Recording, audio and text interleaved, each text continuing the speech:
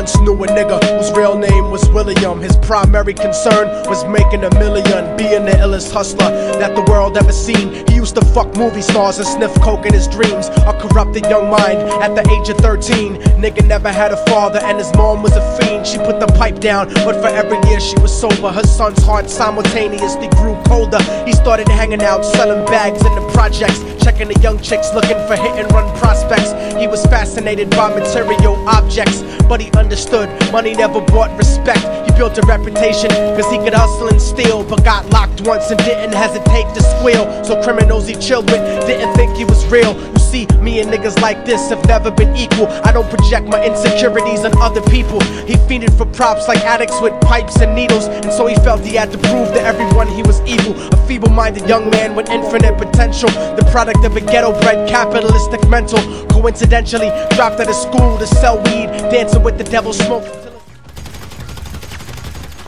Ah, não morre, mano. Oxi. bleed, but he was sick of selling trees and gave in to his greed.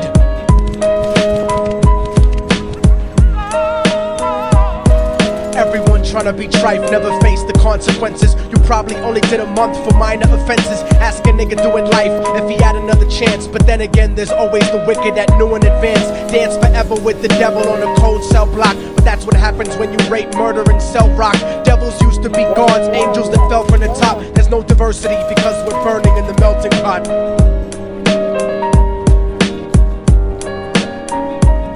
So Billy started robbing niggas, anything he could do to get his respect back in the eyes of his crew. Starting fights over little shit up on the block. Stepped up to selling mothers and brothers the crack rock. Working overtime, making money for the crack spot. Hit the jackpot and wanted to move up to cocaine. Fulfilling the Scarface fantasy stuck in his brain. Tired of the block niggas treating him the same.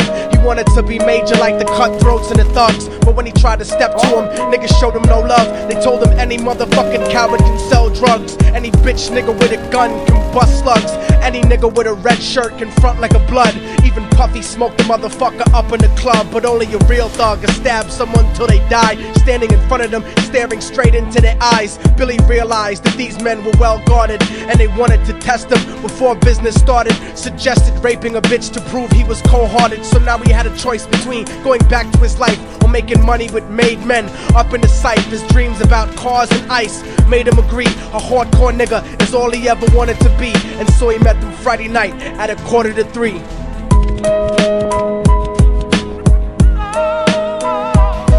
Everyone trying to be trife never faced the consequences. You probably only did a month for minor offenses. Ask a nigga doing life if he had another chance. But then again, there's always the wicked that knew in advance. Dance forever with the devil on a cold cell block. But that's what happens when you rape, murder, and sell rock. Devils used to be gods, angels that fell from the top. There's no diversity because we're burning in the melting pot.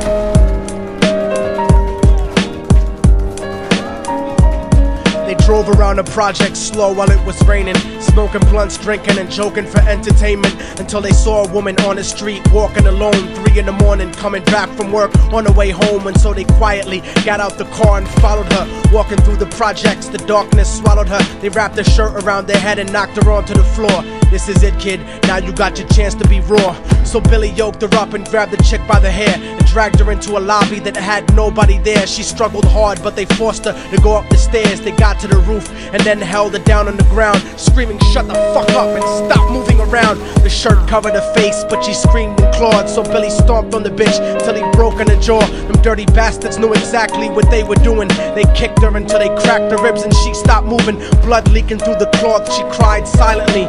And then they all proceeded to rape her violently. Billy was made to go first, but each of them took a turn, ripping her up and choking her until her throat burned. Her broken jaw mumbled for God, but they weren't concerned. When they were done and she was lying bloody, broken and bruised, one of them niggas pulled out a brand new 22. They told them that she was a witness for what she'd gone through, and if he killed her, he was guaranteed a spot in the crew. He thought about it for a minute, she was practically dead, and so he leaned over and put the gun right to her head. I'm falling and I can't turn back. I'm falling and I can't turn back. Right before he pulled the trigger and ended her life, he thought about the cocaine with the platinum and ice, and he felt strong standing along with his new brothers. Cocked the gat to a head and pulled back the shirt cover, but what he saw made him start to cringe and stutter, cause he was staring into the eyes of his own mother. She looked back at him and cried cause he had forsaken her. She cried more painfully, and when they were raping her, his whole world stopped. He couldn't even contemplate. His corruption had successfully changed his fate, and he remembered how his mom used to come home late, working hard for nothing, cause now what was he worth? He turned away from the woman that had once given him birth, and crying out to the sky cause he was lonely and scared, but only the devil responded cause God wasn't there. And right then he knew what it was to be empty and cold, and so he jumped off the roof and died with no soul. They say death takes you to a better place, but I doubt it. After that they killed his mother and never spoke about it. And listen, cause the story that I'm telling is true, cause I was there with Billy Jacobs and I raped his mom too. And now the devil follows me